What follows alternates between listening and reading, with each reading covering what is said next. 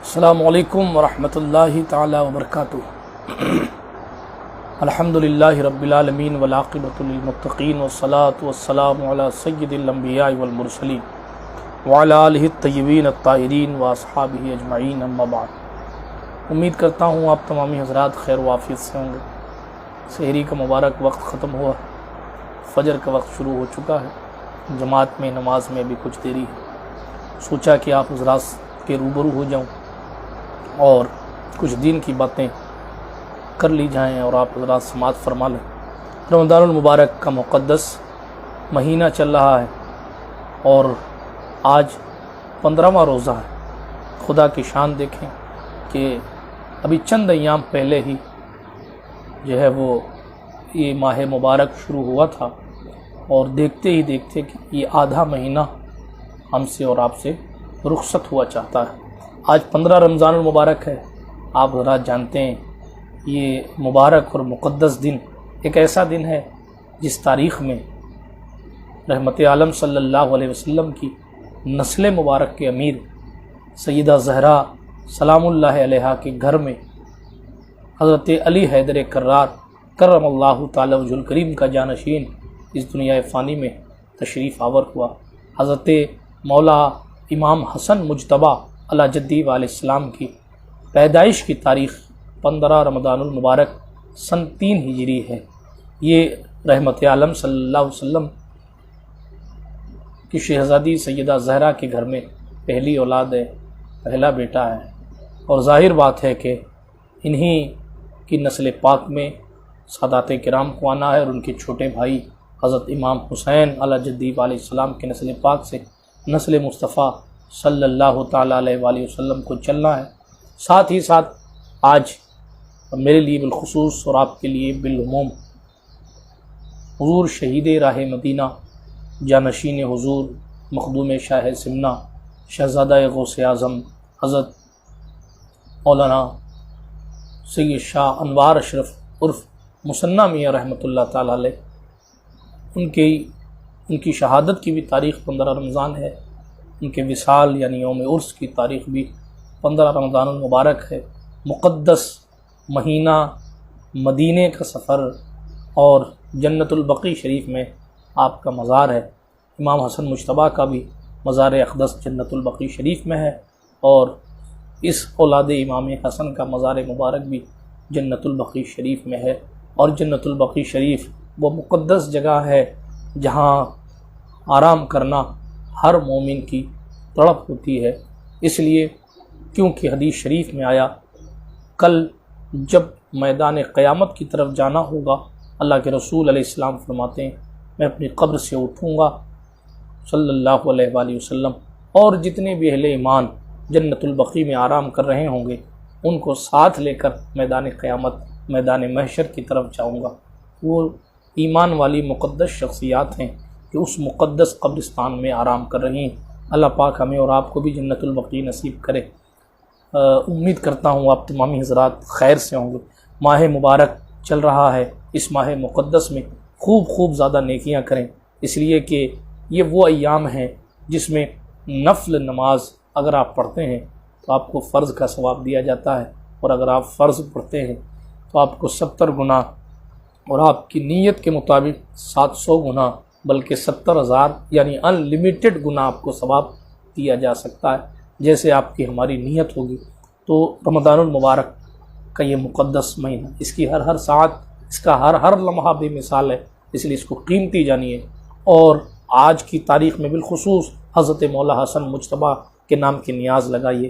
آپ ان کی birth day مناتے ہیں، ان کی پیدائش پر مبارکباد دیتے ہیں۔ آج اس ذات کی پیدائش ہے جس کی ولادت کی خوشی میں حضور خود مسکرائے اور حضور صلی اللہ علیہ وآلہ وسلم کو خود بہت خوشی ہوئی۔ اسی لیے حدیث شریف میں آیا ہے کہ جب سرکار مصطفیٰ صلی اللہ علیہ وسلم کو یہ عرض کیا گیا کہ یا رسول اللہ علیہ السلام، آپ کے گھر یعنی سیدہ زہرا کے گھر شہزادہ پیدا ہوا ہے، تو حضور صلی اللہ علیہ وآلہ وسلم خود چل کر سیدہ زہرا کے گھر تشریف لائے۔ اس سے آپ اندازہ لگا سکتے ہیں کہ حضور رحمۃ للعالمین کو ولادت حسن کی کتنی خوشی تھی۔ رحمت عالم صلی اللہ علیہ وسلم تشریف لائے اور فرمایا لاؤ میرا بیٹا مجھے دے دو۔ تو سرکار حسن مجتبیٰ کا نام ابھی تک نہیں رکھا گیا ہے، تقریر کرنا مقصود نہیں ہے، لیکن سرکار امام پاک کی پیدائش کی تاریخ ہے۔ تو میں اتنا عرض کیے دیتا ہوں کہ حضور علیہ الصلاۃ والتسلیم نے اپنی گود مبارک میں حضرت امام حسن مجتبیٰ کو لیا۔ حضرت مولا علی کرم اللہ تعالی وجہہ الکریم سے پوچھا، علی تم نے اس بچے کا نام کیا رکھا ہے؟ تو سرکار علی نے عرض کیا، یا رسول اللہ میں نے ابھی تک نام رکھا نہیں ہے، بلکہ حرب نام رکھنے کا سوچا ہے۔ تو سرکار علی حیدر کرار نے جب یہ عرض کیا کہ میں نے حرب نام رکھنا سوچا ہے، تو اللہ کے رسول صلی اللہ علیہ وسلم نے ارشاد فرمایا، علی ذرا صبر کرو، اس کا نام نہ تم رکھو گے نہ اس کا نام میں رکھوں گا، بلکہ ذرا صبر کرو، اللہ رب العزت خود اس کا نام رکھے گا۔ علامہ جامی نے لکھا ہے اور بہت سے ہماری جماعت کے علماء نے لکھا ہے کہ سرکار جبریل امین کی تشریف آوری ہوئی اور سرکار رسالت مآب صلی اللہ علیہ وسلم کو ایک جنتی تحفہ آپ نے پیش کیا۔ اس کپڑے کو جب سرکار مدینہ صلی اللہ علیہ وسلم نے کھولا تو پھر اس میں جناب حسن لکھا تھا۔ تو حضور علیہ الصلاۃ والتسلیم نے اپنی زبان پاک سے ان کا نام حسن رکھا۔ اللہ نے انہیں بڑی بلند شان عطا فرمائی۔ آپ دیکھیں جس کے نام بھی آسمانوں سے طے ہو کر آتے ہیں، اس کی ولادت کی شان کیا ہوگی، ان کی ذات کتنی بلند و بالا ہوگی، ان کا مرتبہ کتنا اعلیٰ ہوگا، بلکہ جن کی کئی پشتوں بعد جن کی نسل مبارک میں حضرت سرکار پیران پیر روشن ضمیر قطب ربانی شاہباز لامکانی قندیل نورانی محبوب سبحانی پیر لاسانی غوث جیلانی حضرت سیدنا شیخ ابو محمد سید عبد القادر جیلانی الحسنی والحسینی غوث اعظم رضی اللہ تعالیٰ عنہ، جن کی اولاد میں پیدا ہو کر کہیں انا الحسنی ثم الجیلی، کہ میں حسنی ہوں، جو اپنے حسنی ہونے پر فخر کریں ناز کریں۔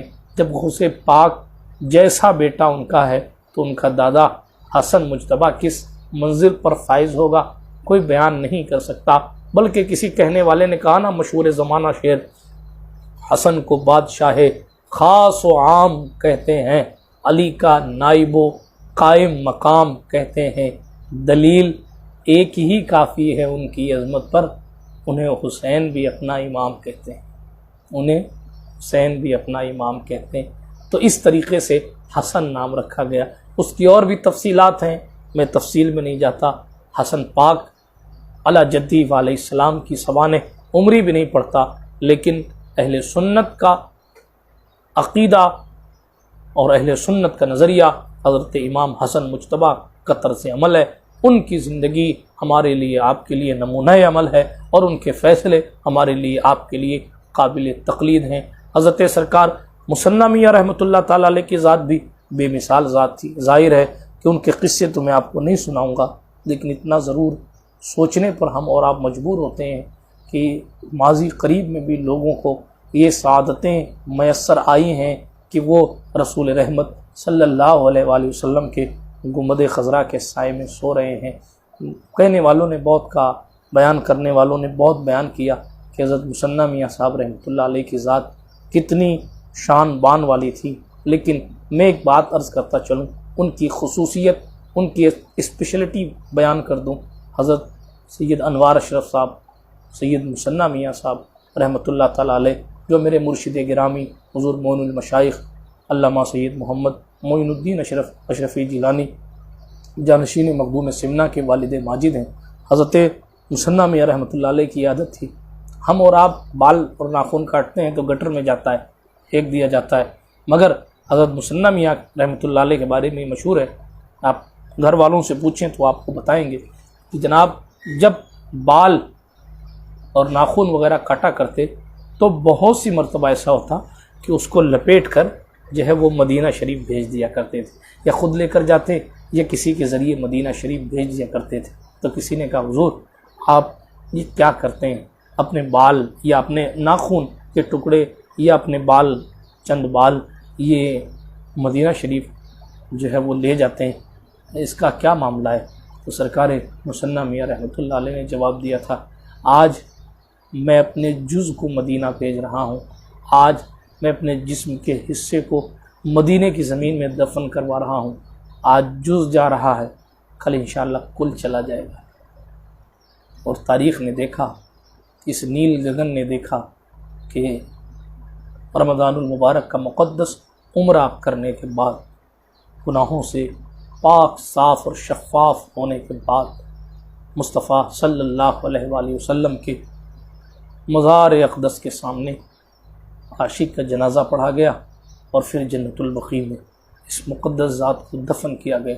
یہ وہ لوگ ہیں جو ہم اہل سنت کی حقانیت کی دلیل ہیں، یہ وہ لوگ ہیں جو ہمارے اسلاف کا نمونہ ہیں، بلکہ خود ہمارے اسلاف ہیں۔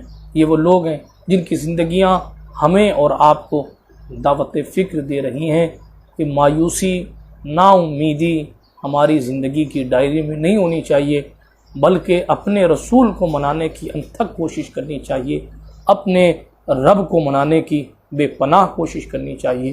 فجر کا وقت قریب ہے، میں اجازت چاہتا ہوں اور صرف یہ عرض کر کے کہ رمضان المبارک کا خاص دھیان رکھیں، بالخصوص افطار کے وقت دعاؤں میں امت مصطفیٰ کے لیے دعا کریں اور رحمت عالم صلی اللہ علیہ وآلہ وسلم کے مقربین کا صدقہ مانگیں۔